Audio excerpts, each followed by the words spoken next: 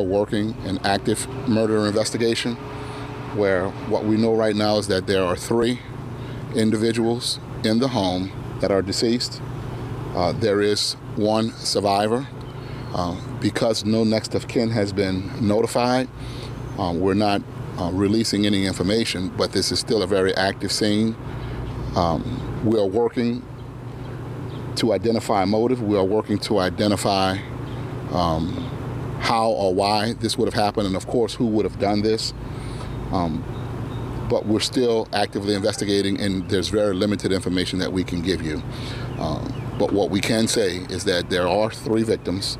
There is 1 survivor being treated for injuries. We're still working to ascertain the nature of those injuries, and we're still working to ascertain how these people were actually come to be deceased. And Chief, 3 people deceased? At this time, we know that 3 people are deceased. So a total of 4 shot? 4 people shot, 3 of whom are deceased. Can you say whether all the victims are in the same family? We cannot say that right now. We're working to ascertain all of that. This is very preliminary. And so immediately our team got here, attempted to find survivors, called in for backup. Now our homicide team is here investigating. Very horrific scene, but what we can say is that right now our team just did a walkthrough to make sure that what we think we know, we actually know. But that's still very limited information. 3 of these victims are deceased inside. 1 is being treated at a local hospital for injuries, and we're still working to ascertain what those injuries are and how this individual came to have those injuries. Do you know the ages? We do not know the ages, and so we're working to find next of kin. We're working to get the answers to a lot of questions, and so this is very preliminary. And when there are more details that are solid, that we feel comfortable bringing you, we'll certainly come back and bring that to you. But right now, this is very active. Commander Eckert and his homicide team are out here leading this investigation. The important thing now is for anyone who has any information, please contact us right away. Detective Barnes is here representing Crime Stoppers. Please call Crime Stoppers. Please call Homicide. We can use any information about anything you know about this incident, about this house, about what you think you might know. Please call us, because every bit of information right now will be helpful. Can you say whether multiple weapons were involved too? We don't even know right now. What we can say is that we're still working to ascertain how the victims received the injuries they received. So it's still very preliminary, and those are questions we're still working to get answers to. Any police history at this house? We're still working to get that information as well. So this is still very preliminary. So it's unclear if they were shot, you're saying? Right now, we are working to find the answers to those questions. And so it's, once again, it is very limited because you're here real time with us, and we're here real time working to ask the same questions and get the same answers.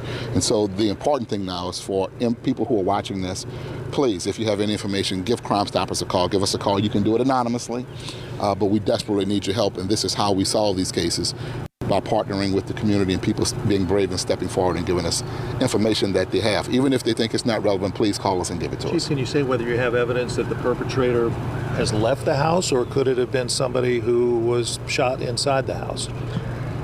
Right now, we don't know who the perpetrator is. We're working to find that out. The house is secure, and so we do not have a perpetrator in custody. And so that's the importance of getting information out to the community who might know something or who might believe something, to call and give that to us. And so right now, it's very limited. It's a fluid, very mobile and fast-working investigation. I really want our detectives to kind of get back to work. As more details become available, certainly we'll bring that to you. Your reaction to something like this, sir? This is horrific, man. This is horrible. It breaks everybody's heart. Every murder breaks a heart. But to find that children were involved, people were involved, multiple people. We're working to get the answers to all that, but what we can say that it really rattles everybody. That's why you see us all out here, and so that's the importance of people coming forward, giving us the information. We want to solve every case. but we need to move fast. We need people to be brave and step forward and call us. Help us clear this. Help us find the people who did this, person or persons, so we can hold people accountable and bring them to justice. All right. As more facts become available, we'll certainly bring them to you. What time did it happen? This is just earlier this morning. I don't have the exact time, but we can certainly get that to you. Did you say a child was killed, Chief? We didn't say a child was killed. I said multiple people. You know, there multiple people inside the home. There is a survivor. 3 are dead, and we have not given out any information to any next of kin. So right now, we're not releasing any of that the way that came out just now. Right now, 3 dead, 1 survivor. All right? Thank you, guys. Thank you, Chief. Chief Michael Harrison. Chief Michael Harrison. Chief Michael Harrison with the New Orleans Police Department updating us on this investigation here in Gentilly. We now know that 3 people are dead inside of this home. It's unclear how they died, and there is 1 survivor. So a total of 4 people involved in an incident earlier this morning. 3 dead, 1 survivor. As soon as they get more details, we'll share them with you. But back to you guys in the studio for now. All right. Well,